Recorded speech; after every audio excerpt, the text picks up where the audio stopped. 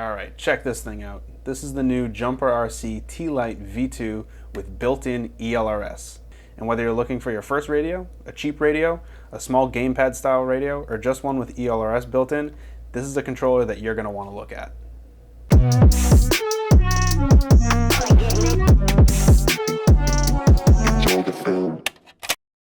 So this is the brand new Jumper T-Lite V2. This radio comes in two different versions. There's a JP 4-in-1 version and there's an ELRS version.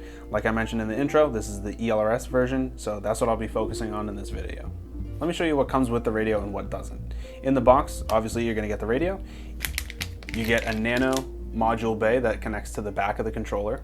You get this 2.4 gigahertz antenna. You get a quick start manual and some stickers. The controller does need an 18650 battery, and that isn't included. They did include this little case that holds two though, so you have something to store them in once you get them. The ELRS module that's built into the controller is capable of 100 milliwatts of output power. Personally, I think 100 milliwatts is plenty, but if you're doing long range stuff, you'll probably want some more power. And if you do want more power, they've included this little port right back here, and this connects to the included nano bay, and you can get full power out of an ELRS or Crossfire module. So lucky us, they've made it pretty easy to connect this to this controller since they've put the little port right here. You basically just plug this in. There's 3 holes on this, those line up with these 3 holes, and then just take 3 tiny screws and secure it to the back of the controller. So here's what it looks like with an external Crossfire Nano module installed. It's a little bulky, but not too bad.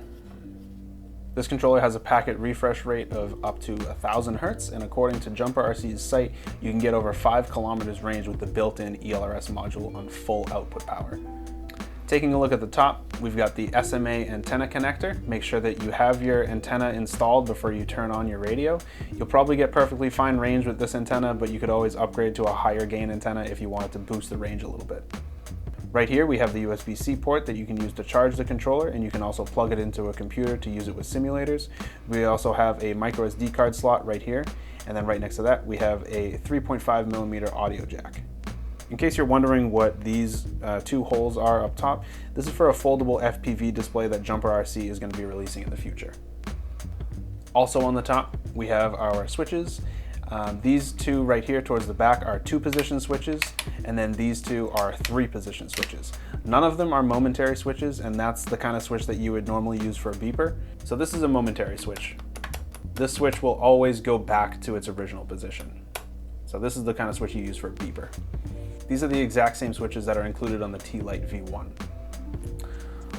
Looking at the front of the controller, we have our power button, which is this bigger button right here. Above that we have the LED, and then right here is obviously the screen, and surrounding the screen are the navigation buttons, so those are going to help you navigate through the menu. Down here, these buttons are basically just trim buttons. The gimbals that are on this are full-size adjustable Hall sensor gimbals, and they feel very smooth. If you notice that yours feels too loose or too tight, you can always take the back cover off and you can adjust your gimbals that way. On the back of the controller, like I already mentioned, we have the port to connect to a nano-sized module.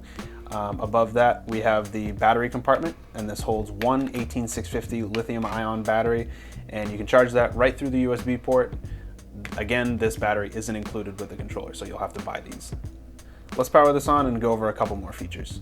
So the controller comes with Edge TX already installed. Welcome to Edge TX. And it also has the ELRS Lua script ready to go. To get to the ELRS Lua script, or the settings page, you're going to hold down this button right here that says System. And now you can immediately see the Express LRS Lua script. You scroll down to that, select it, and this is basically where you can change all the settings for ELRS. You can change the packet rate, the telemetry ratio, you can change the TX power, VTX administrator, Wi-Fi connectivity, so you can do Wi-Fi updates. You can bind to a receiver, and you can also see what version of ELRS you're running.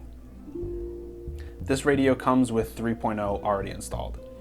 And if we go into internal RF, you're going to notice that if you go to change it, there's nothing else to change it to. It's either off or Crossfire, and Crossfire is basically just the ELRS protocol.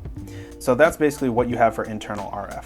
If you scroll down to external RF and turn that on, you have a couple different options. You can have it off, you have PPM, XJT, DSM2, Crossfire, multi, R9M, Ghost, S-Bus, FlySky, Lemon D SMP, and that's it. So you actually have quite a few external RF options. I'm going to keep this off. So right now I'm seeing this on sale for about $80, which is a pretty damn good price considering what you get. It's got some nice upgrades from the V1, and you really can't go wrong with a controller that's this size, has full-size Hall gimbals, and it has ELRS built in for that price. I think going forward this is going to be my recommended beginner/budget controller. You could get this controller with a handful of ELRS receivers for under $100, whereas most radios alone that have ELRS built in are over $100, so highly recommended. I've been testing this radio out for a little over a week, and I only really have two complaints with it. The first one is the module bay placement. It's nice that they put this port on the back here so you don't have to take the whole back cover off anymore, but the nano bay that comes with it has these wires, and they kind of get in the way when you're trying to mount it.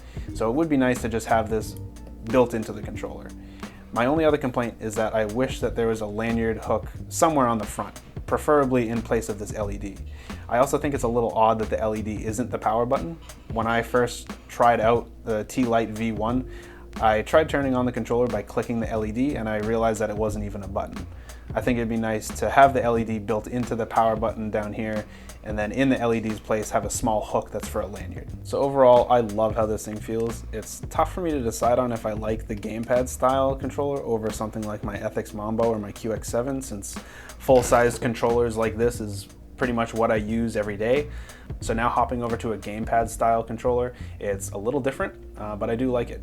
I am definitely going to be keeping this in my backpack as a backup. So now instead of lugging around my bulky old ACCST QX7, I can have something nice and compact that will reliably run ELRS and Crossfire, and I can have it connect to all my existing receivers. So links to everything featured in this video will be in the description. Make sure you subscribe to the channel and like the video, and if you have any questions about this radio, leave it down in the comments section.